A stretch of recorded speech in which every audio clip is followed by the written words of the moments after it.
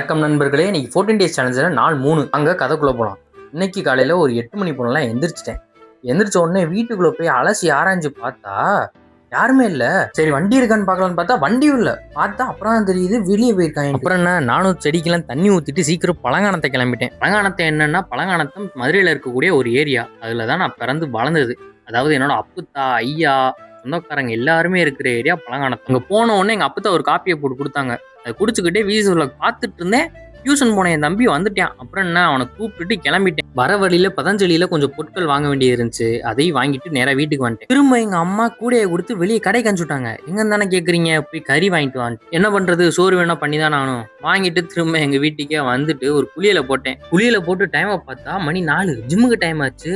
அதுக்கப்புறம் வீட்டுல இருக்க வேலையெல்லாம் செஞ்சு முடிச்சுட்டு நானும் ஜிம்முக்கு கிளம்பிட்டேன். ஜிம் முடிஞ்ச கையோட பாய்ஸ் எல்லாத்தையும் கூப்பிட்டு ஷூ கடைக்கு கிளம்பிட்டேன்.